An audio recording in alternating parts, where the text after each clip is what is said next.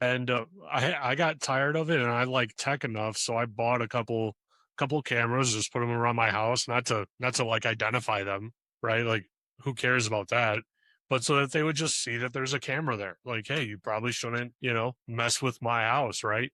And sure enough, all of it stopped immediately. Like as soon as they realized, that those were up, even though I don't really care, it all stopped. I mean, it's beneficial, right? Because I have two little kids at home, so it's like, yeah, I'd prefer them not to wake up my 2-month old, after I just tried to put her to sleep. There's no need for her to wake up with fireworks. But you bring up a valid point, a valid area that I feel like hasn't even been touched on or harped on like it used to when I was first getting into security. But the whole rave was Cloudflare and DDoS protection and WAF protection. And I really haven't like heard very much about it, that domain of security at all. And I've been at several, multi-billion dollar companies, very large companies, very small companies, and it seems like it's just like forgotten almost. Exactly. Actually, what we classified, it's the missing chapter. So, like I told you earlier, I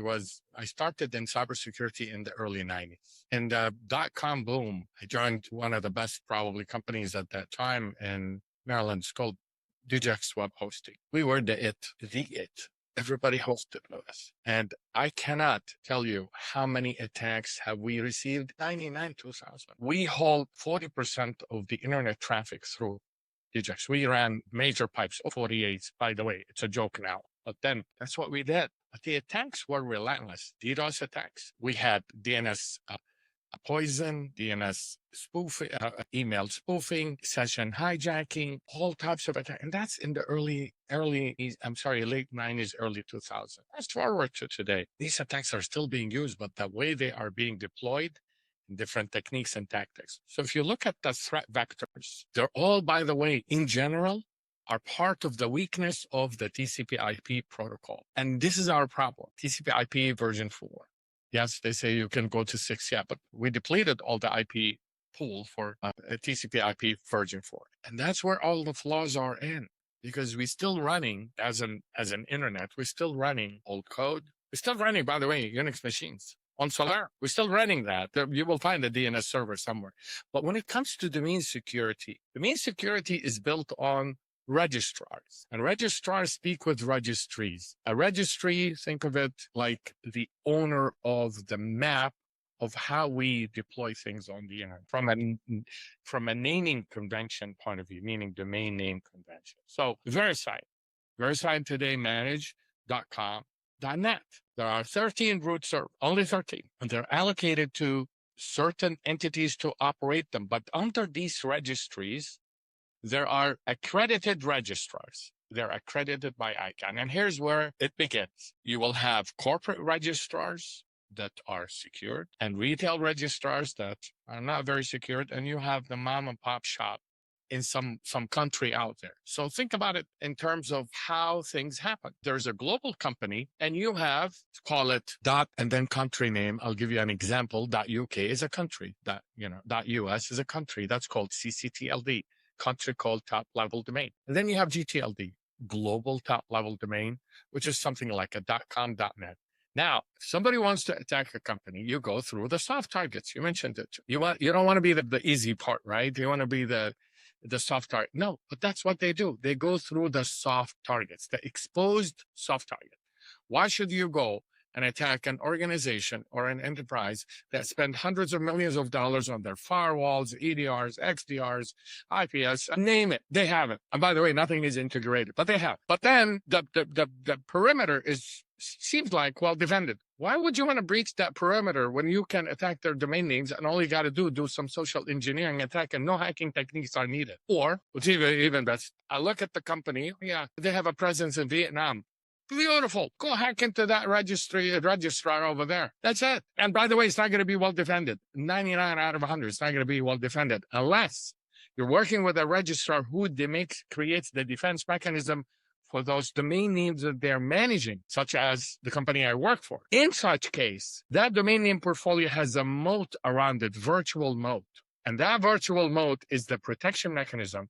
And then you layer the solution by which you protect DNS. And now you have protected the most critical entities for your online presence. And you augment it with solutions to tackle the top threat vectors.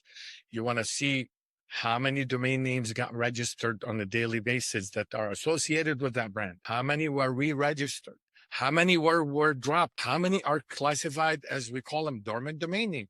A dormant domain name is where bad actors buy them, and they buy masses of them. By the way, organized crime doesn't buy one domain name. They buy thousands.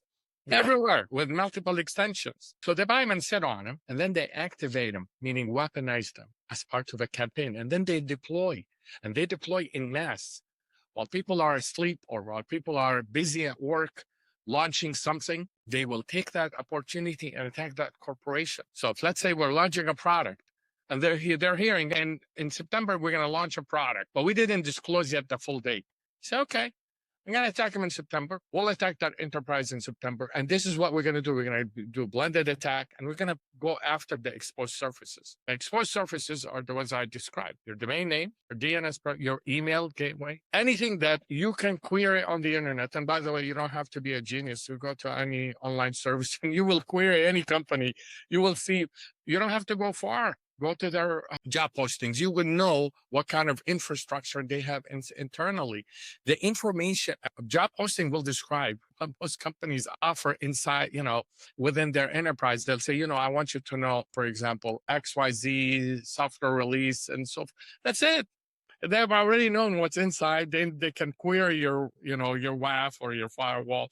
They can figure out in some way or fashion that security posture, and then they will attack the soft targets. And this is the missing link. This is the problem. And we have been sounding the alarm in the industry on this topic. And it's sad when you see that people don't have a thorough understanding of that particular problem. And when they have it, with all due respect, imagine you could be a multi-billion-dollar company fighting. What is the domain name? It costs about $25-$30.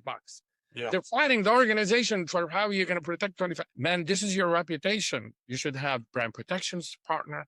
You should have a fraud protection partner. And here's the best part. You just don't want to say where the problem is. You want to manage the problem. In other words, most platforms, cybersecurity platforms, they rely on detecting the problem, analyzing the problem, or detecting the problem and providing you a platform to do threat hunting. Fabulous. Okay, then what do I do next? Oh, you can block it if you buy my appliances. What if I didn't buy your appliances, all of them? Well, you're in trouble. So in our company, we are quite innovative because this is the space I have been working in since the 90s. So we came up with what's called Actionable Global Intelligent Takedown Service, which means not whack-a-mole like in 20 years ago. No, intelligent. Look at the botnet, you dismantle it, you neutralize the threat. This is actionable in real time. If you have a 30,000, 40,000 that are distributed around the world, what are you going to do? We're going to go